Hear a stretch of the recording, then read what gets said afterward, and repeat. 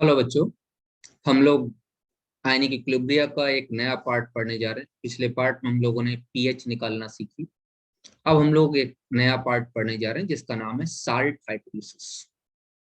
हिंदी वाले बच्चे ध्यान से सुने। साल्ट को हिंदी में लवण कहते हैं। लवणों का जलप घटक।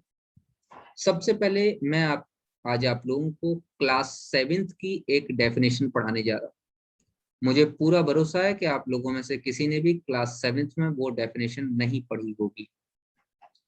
डेफिनेशन है hydrolysis.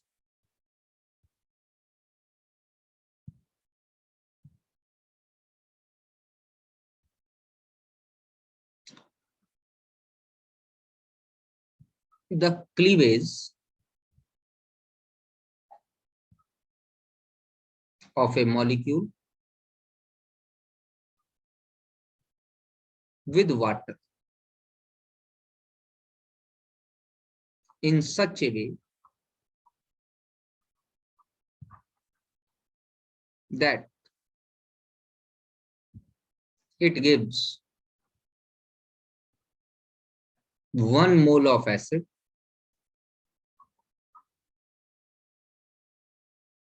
and 1 mole of base.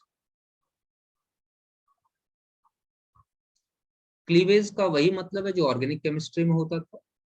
हमने होमोलिटिक बॉन्ड क्लीवेज और हेट्रोलिटिक बॉन्ड क्लीवेज पढ़ी हुई है बेटे। मतलब टूटना।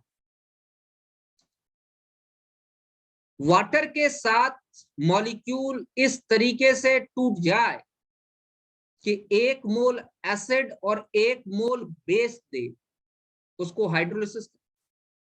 अधिकतर आपने इस वर्ड का यूज ऑर्गेनिक केमिस्ट्री में तो हम लोग हमेशा ही यूज करते हैं हाइड्रोलिसिस। इस हाइड्रोलिसिस वर्ड का यूज हमेशा आप लोगों ने किया होगा। इसका मतलब समझो। हाइड्रोलिसिस का मतलब है मॉलिक्यूल 2 पार्ट्स में टूट रहा है, जिसमें एक पार्ट आपका एसिड है और दूसरा पार्ट आपका बेस। साल्ट बनता कैसे है मेरे बेटे? Acid plus base give salt. तो बेटा साल्ट 4 तरीके के हो सकते हैं। उसी का एक एक पार्ट हम पढ़ने जा रहे हैं। Number first, hydrolysis of salt of strong acid plus strong base. मेरे हिसाब से हिंदी वाले बच्चों को समझ में आ रहा होगा। कुछ भी नहीं लिखा। स्ट्रॉन्ग एसिड और स्ट्रॉन्ग बेस से बने हुए साल्ट का हाइड्रोलिसिस। बेटे स्ट्रॉन्ग एसिड HCl ले लो, strong base strong acid HCl और स्ट्रॉन्ग बेस NaOH दोनों से मिलकर एक साल्ट बनेगा जिसका नाम है NaCl। बेटा हाइड्रोलिसिस कराओ। हाइड्रोलिसिस मतलब पानी के साथ इस तरीके से रिएक्शन हो, ऐसा प्रोसेस हो कि वो 2 पार्ट्स में टूट जाए। एक पार्ट बनाए NaOH और दूसरा पार्ट बनाए HCl। तो ये तो बेटा साल्ट, ये बेटा बेस है और ये बेटा एसिड है। तो क्या हाइड्रोलिसिस का मतलब सही समझ में आया? बिल्कुल सही समझ में आया। हाइड्रोलिसिस का मतलब है साल्ट 2 पार्ट्स में टूट रहा है, एक एसिड है एक बेस। जरा ध्यान से देखिए। NaCl क्या काम करेगा? 100% आयनाइज करेगा। साल्ट है, Na positive Cl negative. Water 100% ionise नहीं कर सकता। एक इक्विलिब्रिया एस्टेब्लिश हो जाएगी। NaOH 100% आयनाइज करेगा, Na positive OH negative. HCl भी 100% आयनाइज करेगा, H पॉजिटिव में और Cl निगेटिव। यहां तक किसी को कोई समस्या, कोई प्रॉब्लम? No sir. बढ़ते स्पेक्टेटर आयंस बन गए। Na पॉजिटिव से Na पॉजिटिव गया, Cl निगेटिव से Cl निगेटिव गया। स्पेक्टेटर आयंस हैं, कट जाएंगे। अच्छा क्या बचा? H2O reversible. बोलो, H positive plus OH negative. आपको अच्छे से मालूम है कि वाटर का आयनाइजेशन कितने % होता है? Kw का वैल्यू 10⁻⁻14 है। तो क्या यहाँ कुछ हाइड्रोलिसिस हुई? नहीं हुई, नहीं हुई। क्या हुआ? जस्ट आयनाइजेशन ऑफ वाटर, जो कि सच में बहुत ज्यादा पॉसिबल नहीं है, थोड़ा बहुत हो जाएगा। तो इसका मतलब मुझे ये कहना पड़ेगा कि hydrolysis of salt of strong acid and strong base is, बोलो मेरे बच्चे, नॉट पॉसिबल। तो खुश हो जाओ, एक कोर्स से गायब हो गई चीज। जब ये हाइड्रोलिसिस ही नहीं होती तो इसके काय के फार्मूले पढ़ने पड़ेंगे? कोई फार्मूला नहीं पढ़ना पड़ेगा इसके, ये हाइड्रोलिसिस होती ही नहीं। इस तरीके का जल अपघटन संभव। हिंदी वाले बच्चे ध्यान सुने, एक बार और बोले दे रहा हूं। प्रबल अम्ल और प्रबल क्षार से बने हुए लवण का जल अपघटन संभव नहीं है। तो ये वाला हाइड्रोलिसिस हमारे कोर्स से हटी गया अपने आप। इट इज नॉट पॉसिबल, ये पॉसिबल ही नहीं। सोच के देखो ना यार, NaCl क्या है? नमक है, रोज खाते हो मेरे बेटे। अगर नमक को पानी में घोलने पर एसिड या बेस बन जाए, सब्जी खा पाओगे क्या? Is it possible? क्या आप सब्जी खा पाओ? कड़वी हो जाएगी बेस के कारण, खट्टी हो जाएगी नमक के कारण, और HCl, सॉरी, खट्टी हो जाएगी एसिड के कारण। और HCl जैसा एसिड क्या काम करेगा? सारा का सारा एलिमेंट्री कैनाल को गला देगा।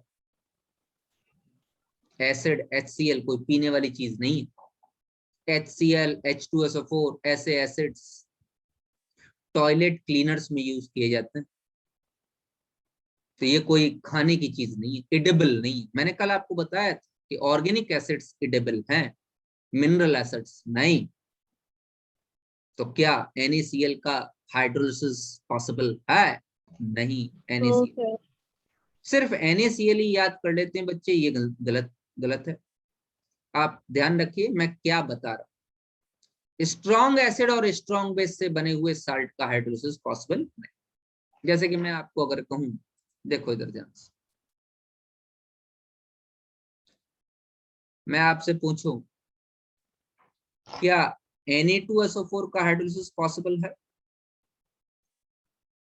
Na2SO4 का बिल्कुल पॉसिबल है। क्यों? ये दो पार्ट से मिलकर बना हुआ है। NaOH strong base, H2SO4 strong acid. तो कुछ भी दे सकता है आप लोगों को, इस बात का हमेशा ध्यान रखिएगा। समझ बता रही है? आपको कुछ भी दे सकता है, बस ध्यान रखिएगा अगर स्ट्रॉन्ग एसिड और स्ट्रॉन्ग बेस है तो उसका हाइड्रोलिसिस पॉसिबल नहीं। मैं कहता हूं CaCl2, क्या इसका हाइड्रोलिसिस पॉसिबल है? बिल्कुल पॉसिबल है। क्यों नहीं पॉसिबल है? क्योंकि ये CaOH whole twice calcium hydroxide नाम के स्ट्रॉन्ग बेस और HCl नाम के स्ट्रॉन्ग एसिड से मिलकर बना हुआ है, तो इस तरीके का हाइड्रोलिसिस पॉसिबल नहीं। मैं कहूं KNO3, क्या इसका हाइड्रोलिसिस पॉसिबल है? नहीं, इसका हाइड्रोलिसिस जो है, ये जो है साल्ट है, HNO3 नाम का एसिड और KOH नाम का बेस। KOH स्ट्रॉन्ग बेस है, HNO3 स्ट्रॉन्ग एसिड है। इस तरीके इसका भी हाइड्रोलिसिस पॉसिबल नहीं। तो hydrolysis of salt formed from strong acid and strong base is not possible. Sir इन सबके नहीं है ना पॉसिबल? बिल्कुल, स्ट्रॉन्ग एसिड और स्ट्रॉन्ग बेस का साल्ट जो भी होगा उसकी पॉसिबल नहीं। अगला,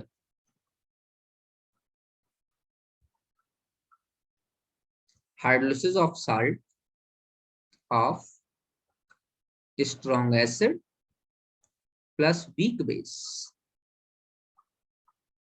ठीक है मेरे बेटे, एसिड स्ट्रॉन्ग है और बेस वीक, ऐसा कोई साल्ट बना। ऐसा साल्ट में NH4Cl बना लेता हूं, हाइड्रोलिसिस कराता हूं मेरे बेटे, क्या बन जाएगा? NH4OH तो वीक बेस बन गया, HCl स्ट्रॉन्ग एसिड। ये साल्ट है, ये वीक बेस है और ये स्ट्रॉन्ग एसिड है। साल्ट 100% आयनाइज होगा NH4 पॉजिटिव में, Cl निगेटिव में। वाटर का तो आयनाइजेशन होना नहीं है, वीक बेस है, वो आयनाइज होगा नहीं NH4OH, और होगा भी तो बहुत कम क्वांटिटी में।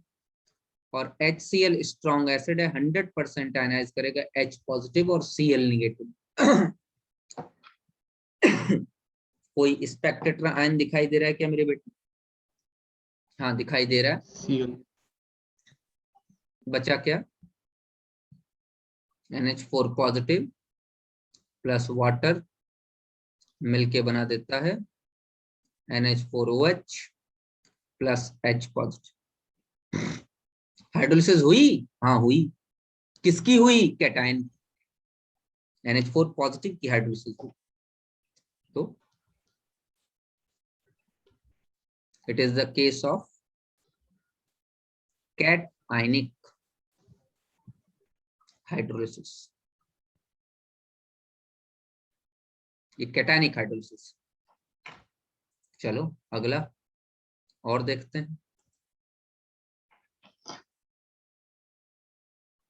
Hydrolysis of salt of weak acid plus strong base.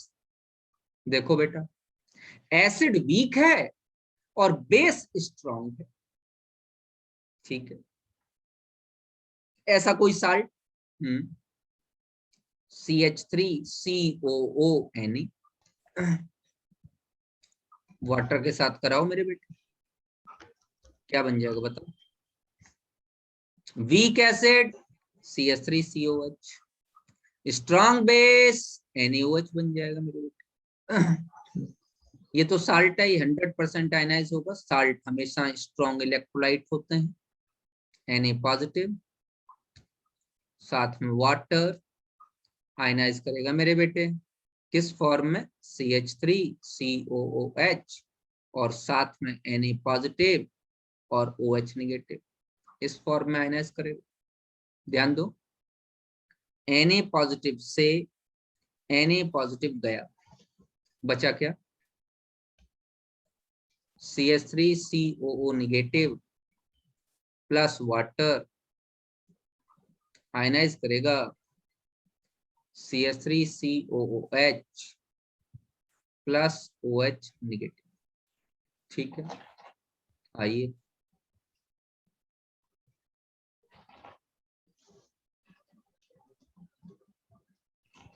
क्या बन जाएगा बताइए? मैं कह सकता हूं 10। It is the case of, बहुत बढ़िया, एनायनिक हाइड्रोलिसिस। पूछा जाएगा आपसे, साल्ट दे देगा, कौन सा कैटायनिक हाइड्रोलिसिस है, कौन सा एनायनिक हाइड्रोलिसिस। ध्यान देना, जहां स्ट्रॉन्ग एसिड होगा तो एसिड तो एचायन देते हैं, याद कर लो, ट्रिक बता दे रहा हूँ याद करने की। एसिड एसिड तो एचायन डोनर होते हैं, तो कैटायन मिलता है। तो स्ट्रॉन्ग एसिड होगा तो कैटायनिक हाइड्रोलिसिस, और अगर स्ट्रॉन्ग बेस होगा तो बेस तो OH आयन देते हैं, मतलब एनायन देते हैं। तो स्ट्रॉन्ग बेस होगा तो एनायनिक हाइड्रोलिसिस कहेंगे उसे। तो स्ट्रॉन्ग एसिड वीक बेस को cationic hydrolysis, strong base weak acid को एनायनिक हाइड्रोलिसिस। ट्रिक समझ पा रहे हो नहीं? ट्रिक जो मैंने आपको बताई भाई, ऐसे याद कर लो कि एसिड क्या लूज करते हैं? H ion. एच आयन क्या? कैटायन। एच आयन एक कैटायन है, तो एसिड्स के केस में कैटायनिक हाइड्रोलिसिस। और स्ट्रॉन्ग बेस क्या लूज करते हैं? Anion, OH negative. तो बेसिस के स्ट्रॉन्ग बेस है तो उस केस में आप याद कर लो anionic hydrolysis. It is just a trick, और कुछ भी नहीं है, एक ट्रिक है याद रखने के लिए, जिससे आप कंफ्यूज नहीं कर। चलिए अगला, और कोई साल्ट बनना पॉसिबल है क्या मेरे बेटे? हाँ एक साल्ट और बनना।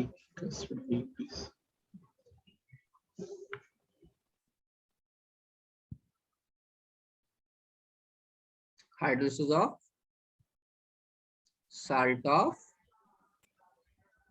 weak acid plus weak base. Weak acid मतलब दुर्बल अम्ल, वीक बेस मतलब दुर्बल क्षार।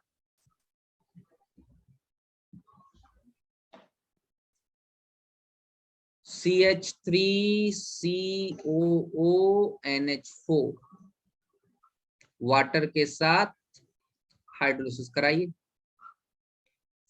क्या बन जाएगा? वीक एसिड CH3COOH और क्या बन जाएगा? Weak base NH4OH। बेटा साल्ट है ये वीक एसिड है और ये वीक बेस है।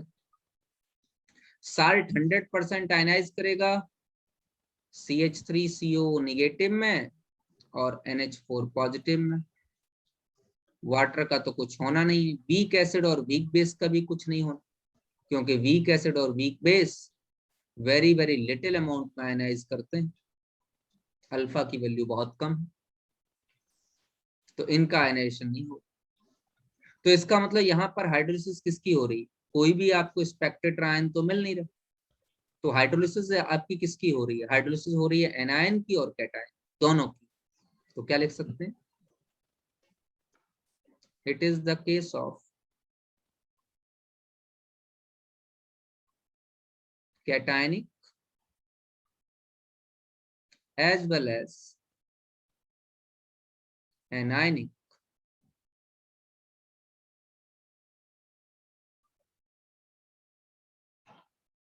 यहाँ कैटायनिक हाइड्रोलिसिस होती है और यहाँ एनायनिक हाइड्रोलिसिस भी होती। चलो भैया कुछ मैं ट्रिक्स आपको सिखाने जा रहा हूं जिससे आपको फॉर्मूलाज याद हो जाएं।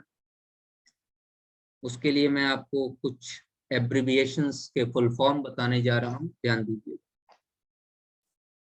अल्फा को कहते हैं डिग्री ऑफ यहां तक तो ऊपर वाली बात हो गई।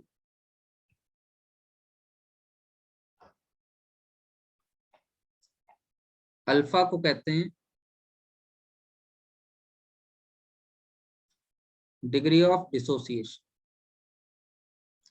इसी चीज को हम लोगों ने हाइड्रोलिसिस के केस में स्मॉल h कहा है, डिग्री ऑफ हाइड्रोलिसिस।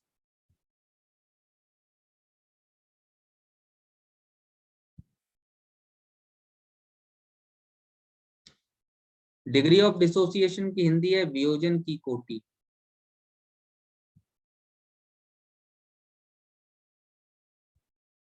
या वियोजन की मात्रा। और डिग्री ऑफ हाइड्रोलिसिस का मतलब है जल अपघटन की कोटि, एक ही बात।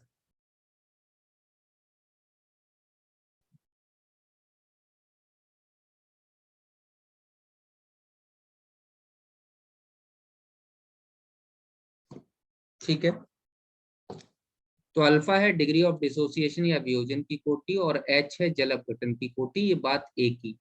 अल्फा की जगह हम लोगों ने यहाँ पर क्या इस्तेमाल किया है? H. Kw is equal to 10 to the power minus 14 ionisation constant of water, ये बात सबको मालूम। KH is equal to hydrolysis constant, hydrolysis constant, जल अपघटन स्थिरांक।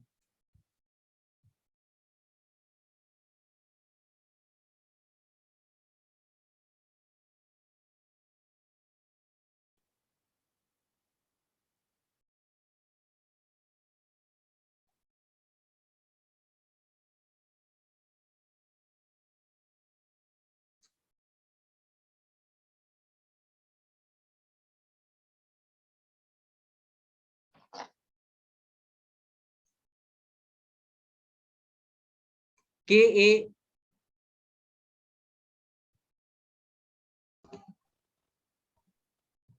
Ionization constant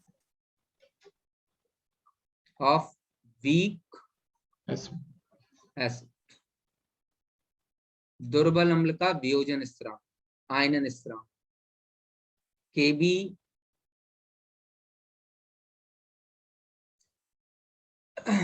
ionization constant of weak base, दुर्बल क्षार का वियोजन स्थिरांक। अगर इतनी बातें आपको तैयार हैं तो मैं कह सकता हूं कि आप को फॉर्मूलाज मैं तुरंत ही याद करा दूं।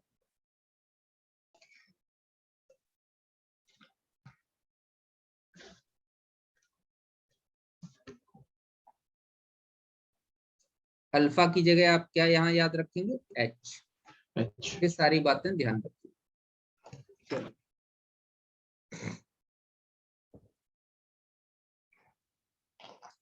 दो तीन चीजें ध्यान दीजिए। सबसे पहली बात तो ये थोड़ी अकल लगेगी भाई, और अकल होनी चाहिए। नंबर पहला है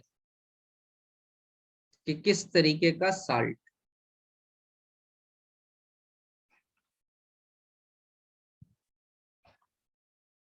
आपके पास किस तरीके का साल्ट है।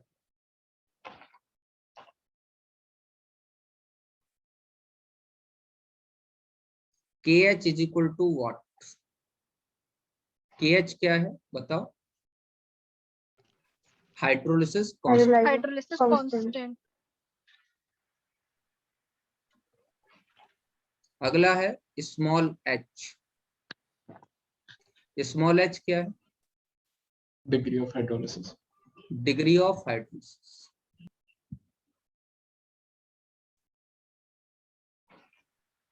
अगला है कंसंट्रेशन ऑफ H आयन।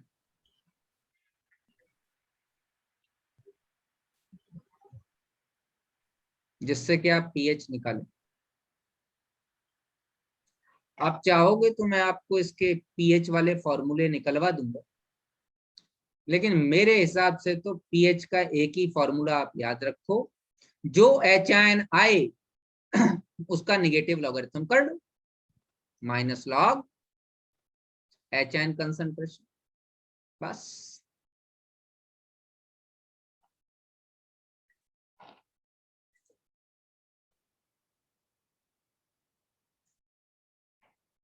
पहला।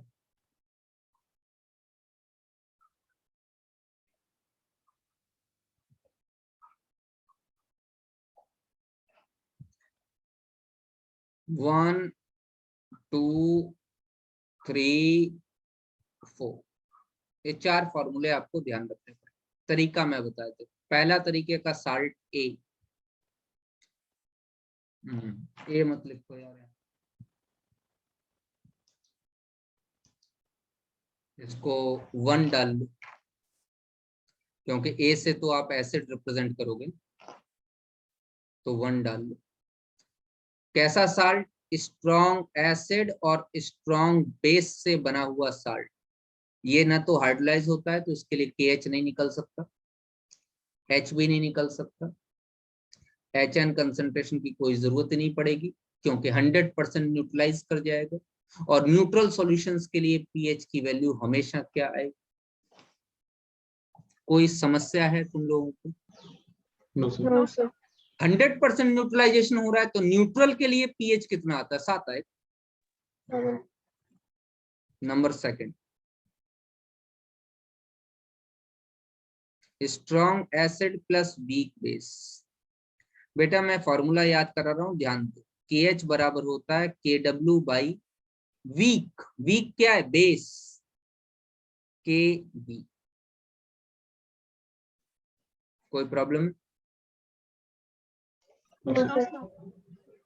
H इज इक्वल टू होता है under root KW by KB into C। Denominator में C लगा दो, बाद बाकी में रूट लगा दो। कोई प्रॉब्लम है तुम लोगों को? C concentration. अच्छा, अब आपको सर H आयन बताओ, अभी बता रहा हूँ, 2 मिनट। तीसरा बात, अपने आप बताओ, वीक एसिड है और स्ट्रॉन्ग बेस, इसके लिए KH का वैल्यू क्या होगा? KW/KB। Very good. KW upon KA, क्योंकि अब यहाँ एसिड वीक है तो एसिड के केस आ जाएंगे। चलिए hydrolysis constant, sorry degree of hydrolysis KH क्या आ जाएगा? KW upon KA W upon dot KA minus concentration dot concentration. into C। yes, sir.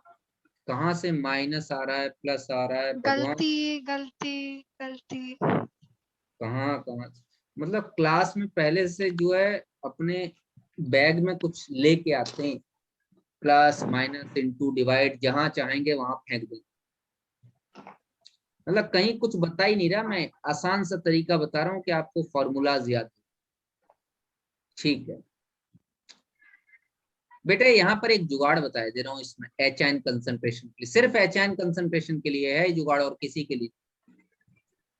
ए को एबव में लिखो और बी को बिलो में लिखो, ठीक है ना। तो एच आयन कंसंट्रेशन का फॉर्मूला मुझे बताओ क्या हो।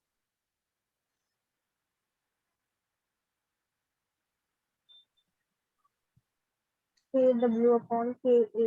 KW into C upon KB, क्योंकि B बिलो रह जाएगा तो C को ऊपर जाना पड़ेगा। सर ये अच्छा। समझ नहीं आया मेरे को कैसे। दूसरा करो तब समझ में आएगा। एच आयन कंसंट्रेशन का KW dot C upon नहीं KA. नहीं, KW upon KW KW A upon KA upon, upon C. हाँ, अगर A होगा तो ऊपर चला जाएगा एबव, B होगा तो नीचे ही रह जाए, अगर B नीचे रह गया तो C को ऊपर जाना। अच्छा अच्छा। कर लोगे? क्यों C को ऊपर क्यों जाना पड़ेगा? अरे जुगाड़ है, ट्रिक है। हाँ अच्छा। फॉर्मूला याद करवा रहा हूँ मैं बैठे बैठे, अन्यथा इसका पूरा डेरिवेशन कराना पड़ेगा। हाँ जुगाड़ है, ट्रिक है, चुपचाप याद कर लो फॉर्मूला। क्यों करना पड़ेगा, ट्रिक का भी क्यों होता है क्या। Fourth, weak acid weak base, बताओ KH का वैल्यू क्या हो जाएगा? KW upon K into KB। हाँ सर। H का वैल्यू क्या हो जाएगा? Under root KW upon K into KB। अब आप कहोगे सर इसमें आपने C क्यों नहीं लगाया?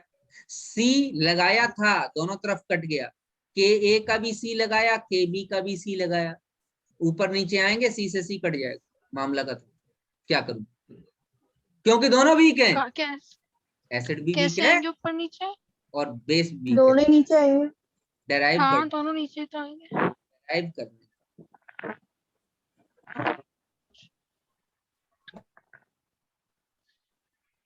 अब डेराइव तो मैं कराने वाला नहीं।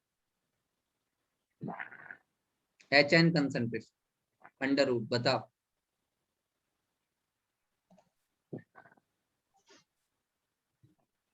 पूरी क्लास खत्म हो जाए मैं तो बोलने वाला हूँ नहीं, मत बोलो, कोई आराम से बैठा हूँ। KW हाँ KW हाँ KA upon KB into KA upon on KB. बस हो गया। ये आपके पास फॉर्मूलाज याद हो गए। ध्रुव समझ में आए कैसे निकाले? Yes sir. हाँ सर। सिद्धि समझ में आ गए बेटा? इसका नेट गड़बड़ कर जाता है। बोलो भैया समझ में आता चली है? गई सर, सिद्धि है ही नहीं क्लास में। हाँ वो उसका नेट गड़बड़ हो गया, उसका आया था। चलो भैया समझ में आ गई? यस हाँ सर। सर आ Yes, गई। sir. बहुत अच्छी बात। अब मैं आपको किसी एक का पीएच निकालना भी सिखा रहा हूँ। एच आयन है under root KW into C by KB, यही तो है। तो पीएच का वैल्यू कितना हो जाएगा बताओ? Minus log minus log KW into C upon by KB KB KB का अंडर रूट पावर नहीं हाफ Half. हो जाएगा। निकाल नहीं लोगे क्या? ठीक है। Yes Yes, sir. हाँ sir. सर निकाल लेंगे। इसका निकालो। pH is equal to minus log minus KW into KA KW into K by कौन C सी का पावर पावर हाफ। इसका निकालो, minus log KW into K by KB का पावर। निकाल लोगे नहीं निकाल लोगे? Yes. Yes, sir. ये फार्मूला बना। अच्छा हाँ, इसको अगर आप और एक्सप्लेन करना चाहते हो तो मैं कर सकता हूँ, मुझे कोई दिक्कत नहीं। पीएच बराबर आ रहा है minus log KW into C by KB का पावर हाफ। पीएच बराबर आ रहा है minus log KW into C by KB का पावर हाफ। यही तो आ रहा है बेटा। Yes, sir. एक्सपेंड कर, पीएच बराबर 1/2 तो बाहर आ जाएगा, ठीक। ये आ जाएगा minus log KW minus log C plus log KB। किसी को कोई समस्या है क्या? लॉग में तो No, कोई sir. No, sir. No sir minus को क्या लिखते हैं? P लिखते हैं ना। तो पीएच बराबर आ जाएगा 1/2 minus log KW P KW minus log C minus P KB। कोई प्रॉब्लम है क्या? No, sir. No, sir. बहुत बढ़िया बात। P KW की वैल्यू होती है 14। 14 को आधा कर लो, 14 को आधा कर लोगे तो आ जाएगा 7 minus 1/2 PKB plus log C। कोई समस्या है क्या किसी? No, sir. No, sir. Log C को नहीं लिख सकते क्या? Minus P? नहीं। क्लियर हो रही है? Yes, sir. Yes, sir. अब जरा थोड़ा सा अंदाज लगाओ, अब अकल लगाओ। पीएच की वैल्यू कितनी आएगी? Always less than 7। ऐसे। हाँ आएगी आएगी। क्यों? आपने क्या लिया है? Strong acid, Strongest. Weak base लिया। Yes, अगर sir. साल्ट आपने स्ट्रॉन्ग एसिड और वीक बेस को मिला के बनाया है तो पीएच 7 से कम ही आएगी ना महाराज, क्योंकि जो स्ट्रॉन्ग एसिड होगा वो वीक बेस को तो न्यूट्रलाइज कर लेगा, बाद बाकी एसिडिक सॉल्यूशन बचा रहेगा। Yes, sir. अब दूसरे वाले में बताओ, अगर वीक एसिड और स्ट्रॉन्ग बेस है तो पीएच कितनी आएगी? हमेशा 7 से ज्यादा आएगी। जैसे Greater than. स्ट्रॉन्ग एसिड में 7 से कम आ रही थी, वैसे ही Yes, weak sir. Strong base में हमेशा 7 से ज्यादा आएगी। अरे बोलो भाई, मेरी बात समझ में आ रही नहीं? Yes, sir. भाई Yes, एसिड स्ट्रॉन्ग था तो 7 से डिक्रीज कर रही थी, लेस देन 7 हो रही थी, क्योंकि स्ट्रॉन्ग एसिड वीक बेस वाले को न्यूट्रलाइज करने के बाद भी एसिडिक प्रॉपर्टी रखेगा और सॉल्यूशन एसिडिक रह जाएगा। वीक एसिड स्ट्रॉन्ग बेस में, बेस स्ट्रॉन्ग है, बेस स्ट्रॉन्ग है तो वीक एसिड को क्या काम कर लेगा? न्यूट्रलाइज कर देगा, Neutralize. बेसिक रहेगा, सॉल्यूशन बेसिक रहेगा, पीएच 7 से ज्यादा रहेगी। वीक एसिड और वीक बेस में हम ये नहीं बता सकते कि पीएच कितनी आएगी, वो 7 से ज्यादा भी हो सकती है, 7 से कम भी हो सकती है, डिपेंड करता है Ka और Kb की वैल्यूज पर। अगर Ka ज्यादा है तो 7 से कम होगी, अगर Kb ज्यादा है तो 7 से ज्यादा होगी। तो ये डिपेंड करेगा Ka और Kb की वैल्यूज पर, कौन कितना आयनाइज कर रहा। बेटा ये मैंने आज आप लोगों को साल्ट हाइड्रोलिसिस का बेस समझा दिया। अब मैं कल आप लोगों को थोड़े से न्यूमेरिकल करा के साल्ट हाइड्रोलिसिस के, फिर आगे हम लोग कॉमन आयन और सॉल्युबिलिटी की तरफ बढ़ेंगे। आप लोगों से कल मिलते हैं, थोड़े से न्यूमेरिकल करने के बाद अगला टॉपिक शुरू करेंगे, कॉमन आयन इफेक्ट और सॉल्युबिलिटी। कल मिलते हैं बेटा। सर पीडीएफ भेज देना प्लीज। ठीक।